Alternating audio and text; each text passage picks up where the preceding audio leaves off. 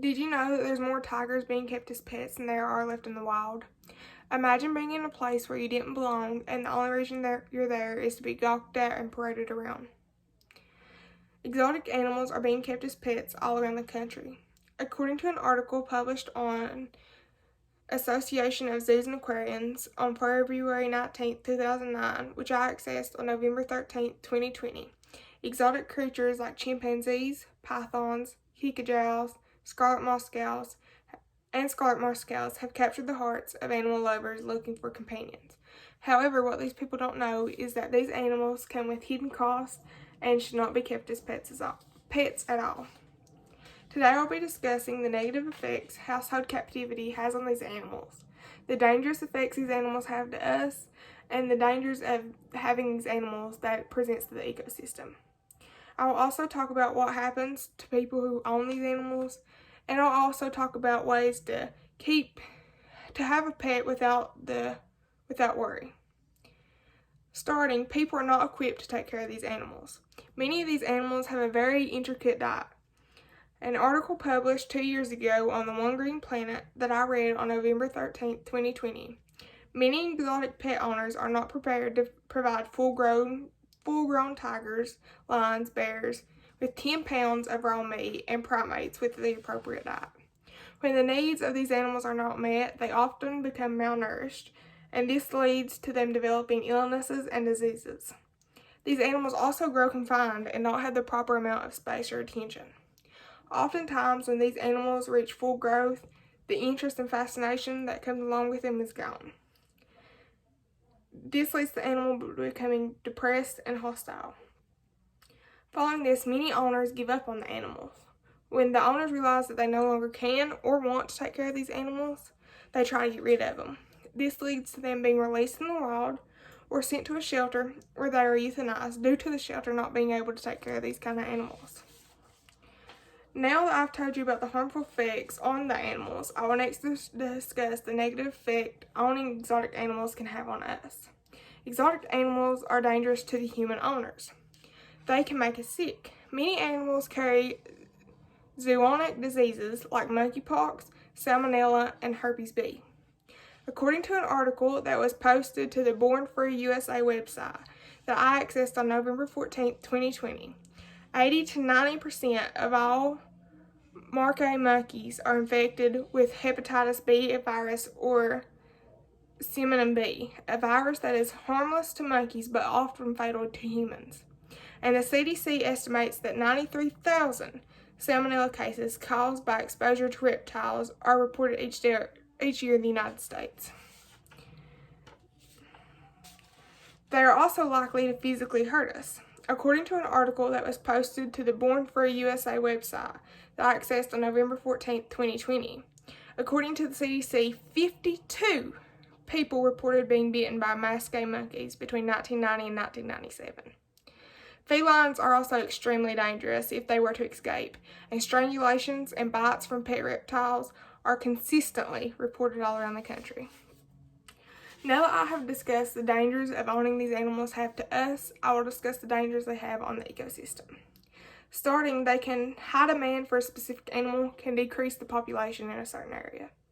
According to an article I accessed on November 13, 2020, on the Association of Zoos and Aquariums that was published on February 19, 2009, parrots are the world's most endangered family of birds due to devastation from the international pet trade.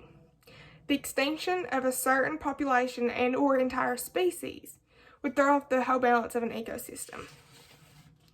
When these animals are released into the wild, they also become invasive species. For example, exotic animals such as iguanas and pythons that are released in Florida are making their impact.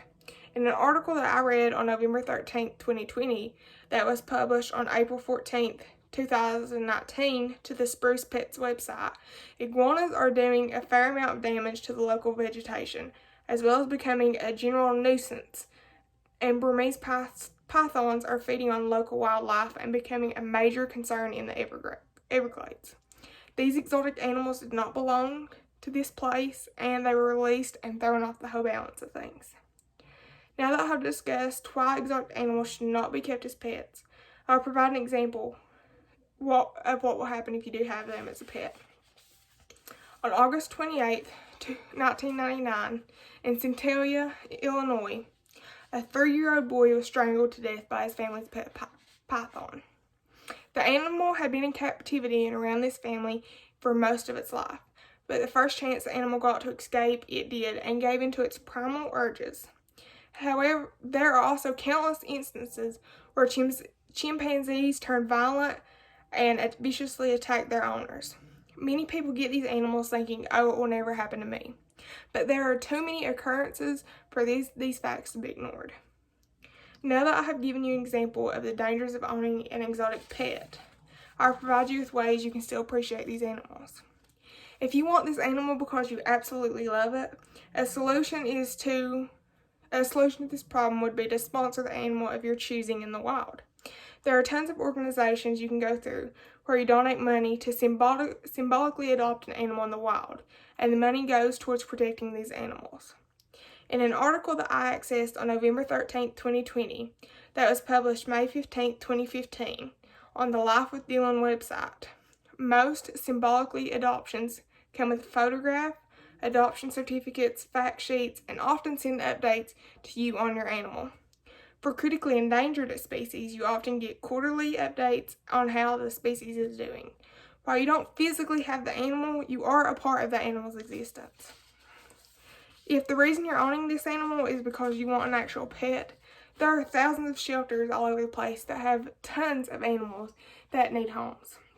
According to the ASPCA website that I viewed on November 13, 2020, approximately 6.5 million companion animals enter U.S. shelters nationwide every year.